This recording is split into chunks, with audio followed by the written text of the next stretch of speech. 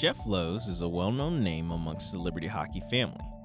As a former captain turned coach, has been a key member in helping put Liberty hockey on the national scene.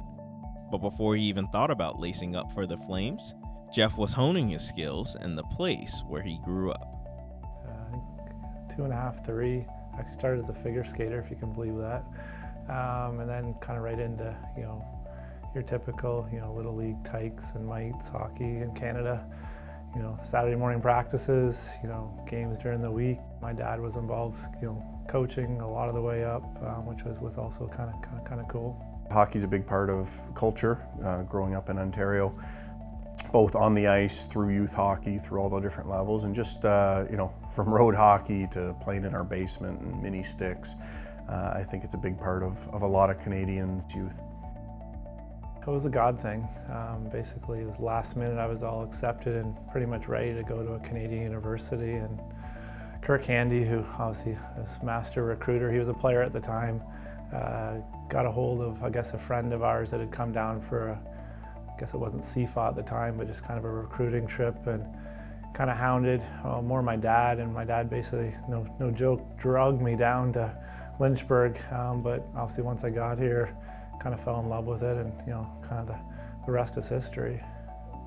And after joining the Flames, Jeff would soon make a name for himself on the ice, and would soon become not just one of the top players on his team, but become one of the top players in the league.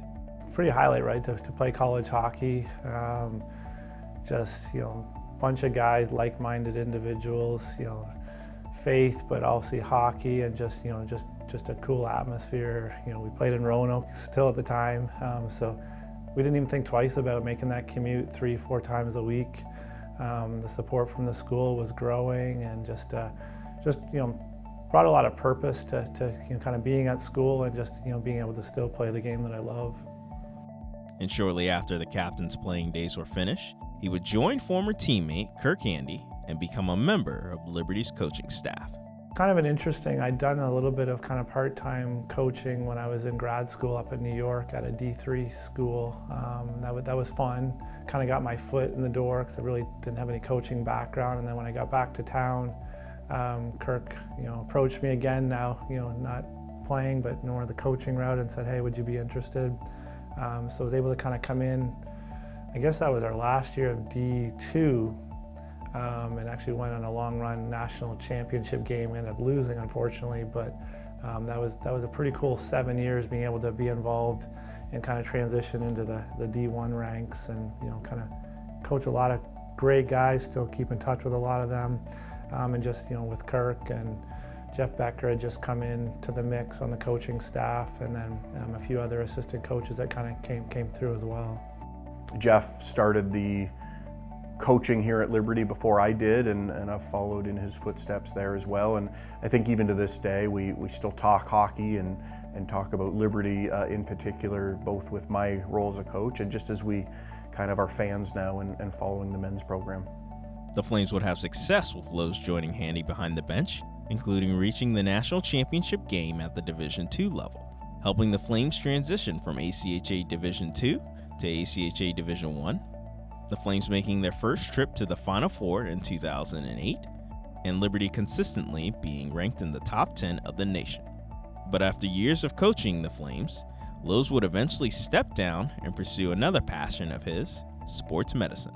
When I first came in, being able to have a practice, but have the flexibility to coach, and then getting married, my wife was very supportive with the coaching, but it became a lot. So, and God kind of opened a door to actually get into teaching a little bit, and so I kind of swapped out my whistle and skates to actually get in the classroom a little bit.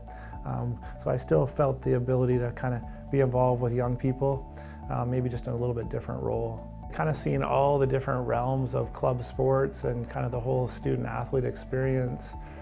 So now, having the opportunity to work with the sports med staff, with athletics, but also with club sports, man, that's pretty cool. Still being able to be around the guys and the gals, and just be able to appreciate what they're going through as a student-athlete, kind of still enjoyable. After years of being away from the game, his impact on and off the ice was remembered within club sports, and that would lead him to be inducted into the Club Sports Hall of Fame. I think it's very deserving. I think as I look back at my 4 years here, and you know, there's certainly 3 or 4 players that really stood out, that kind of elevated the program, both on and off the ice, but specifically in just raising the bar of what our program was and helping contribute to what it has become today. Honestly, wasn't expecting it, really didn't know, but obviously it was a very big honor. Just, you know, what club sports means to a lot of the, you know, the aspects of my life, how it's influenced me has been, you know, just, you know, a blessing, and now, you know, being able to be recognized for that. Obviously a lot of people were involved with that. Family were big supporters. Obviously playing with Chris, obviously Kirk Handy, you know, big, you know, influence and giving me the different opportunities. So yeah, it's been pretty cool.